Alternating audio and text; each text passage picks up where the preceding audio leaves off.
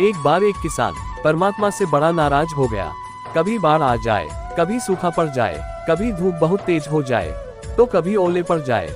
हर बार कुछ न कुछ कारण से उसकी फसल थोड़ी खराब हो जाए।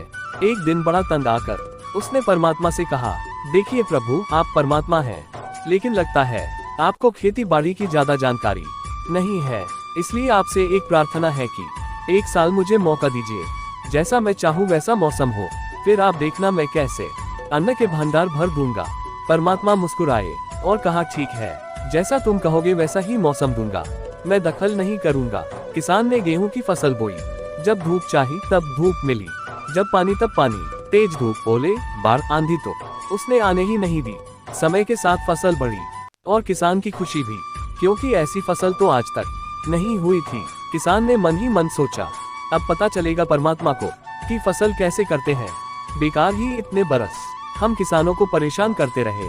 फसल काटने का समय भी आया। किसान बड़े गर्व से फसल काटने गया, लेकिन जैसे ही फसल काटने लगा, एकदम से छाती पर हाथ रखकर बैठ गया। गेहूं की एक भी बाली के अंदर गेहूं नहीं था, सारी बालियां अंदर से खाली थी। बड़ा दुखी होकर उसने परमात्मा से कहा, प्रभु ये क्या हुआ? तब परमात्मा बोले, ये तो होना ही था, तुमने पौधों को संघर्ष का जरा सा भी मौका नहीं दिया, ना तेज धूप में उनको तपने दिया, ना आंधी ओलों से जूझने दिया, उनको किसी प्रकार की चुनौती का एहसास जरा भी नहीं होने दिया।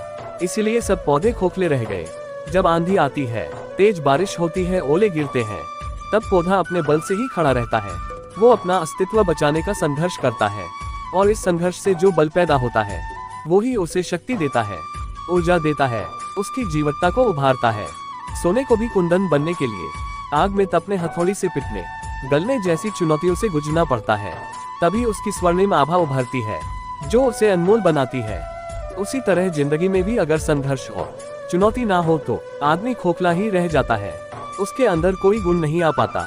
ये चुनौतियां ही हैं जो आदमी रूपी तलवार को धार देती है, उसे सशक्त और प्रखर बनाती है।